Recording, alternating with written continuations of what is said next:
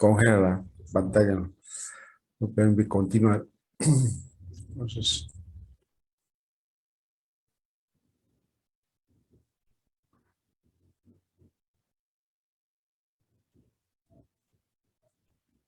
abajo esto. Bien, hasta acá hemos trabajado entonces lo que es el agrupamiento de las variables cuantitativas discretas en las distintas variables, ¿no? Son aquellas sujetas a medición y no aceptan fracción, ¿no? Entonces, el otro agrupamiento de datos son en variables cuantitativas continuas, cuando los datos son aquellos sujetas a medición y aceptan fracción. Entonces, las variables cuantitativas continuas son agrupadas en intervalos de clase, ¿no? En intervalos de clase. De tal manera que este agrupamiento de datos agrupamos por dos métodos. El método no traslapado, ¿sí? Y el método traslapado. Y agrupamos en intervalos de clase. Entonces, cuando trabajamos el método no traslapado, ¿sí? O el agrupamiento de cualquiera de los métodos, traslapado o no traslapado, lo primero que hacemos es determinar el rango, que es el valor máximo menos el valor mínimo del conjunto de datos que tenemos, ¿no? Es lo primero que hacemos. Y vamos a agrupar en intervalos de clase. O sea, ya no es tan sencillo como acá. Por ejemplo, ¿no? X, subí, edad 17, 18, 19. Aquí ya determino intervalos de clase donde tengo un límite inferior y un límite superior. Entonces, en ese sentido, el primer paso es determinar el rango, que es la diferencia del valor máximo menos el valor mínimo, R, ¿no?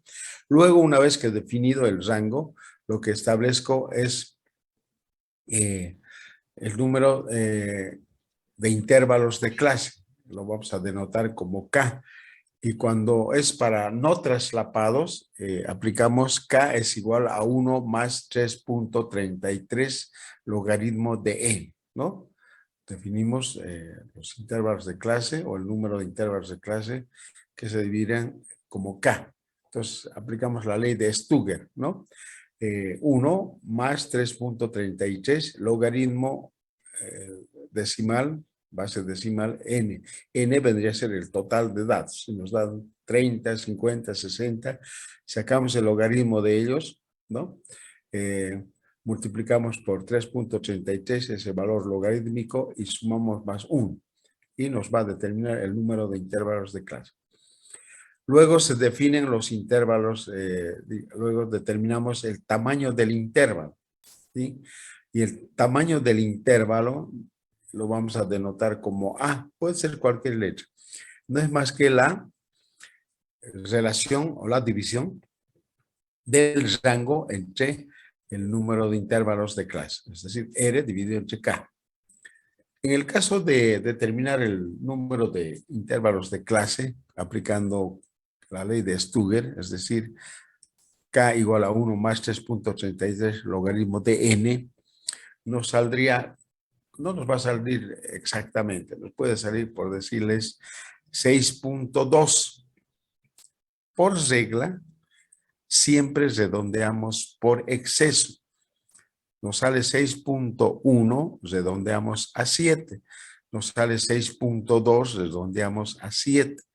Nos sale 6.8 a 7, 6.9 a 7. O sea, siempre redondeamos al inmediato superior. O sea, es un redondeo por exceso, independientemente cuánto sea la fracción.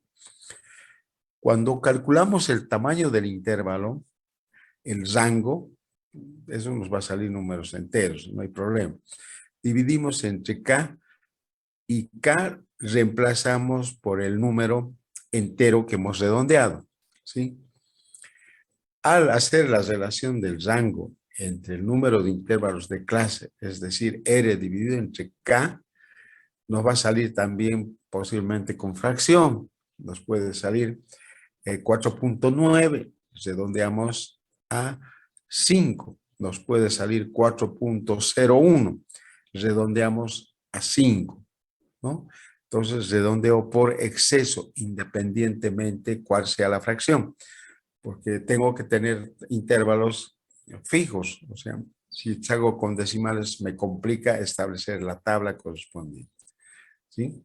Entonces, en este sentido, la frecuencia absoluta, hemos dicho, las veces que se repite una escala de medición, en este caso un intervalo de clase. Ahora nuestra x sub i va a tener un límite inferior y un límite superior.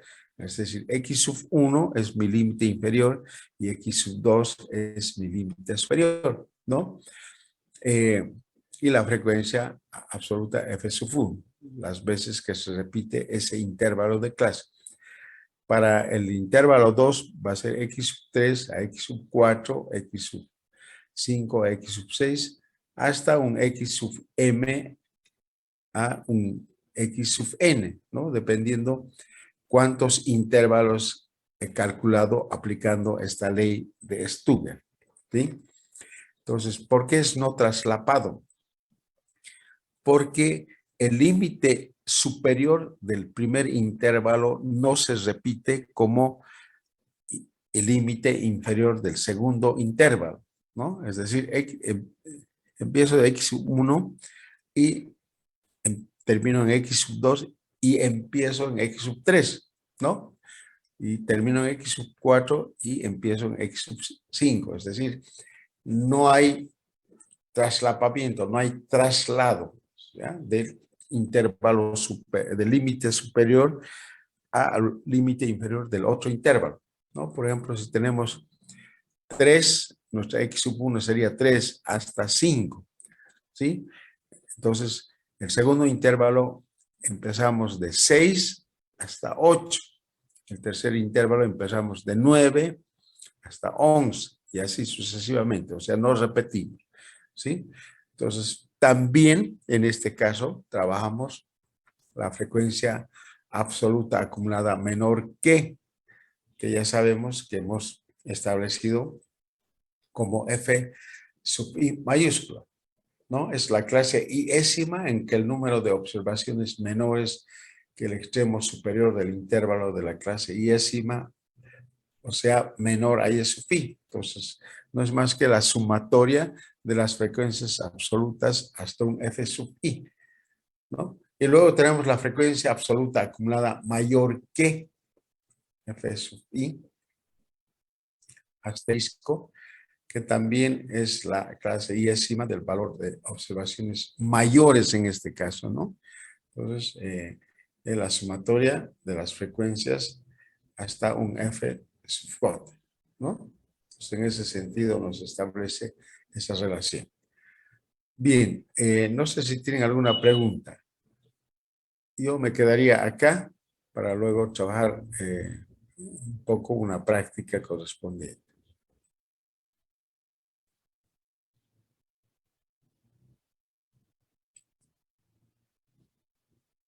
Esto es fundamental porque en función a este agrupamiento de datos, independientemente si es discreta o es continua, luego trabajo todos los estadísticos, ya calculo la media, mediana, la moda, etc., ¿no? O sea, me permite trabajar en ese sentido.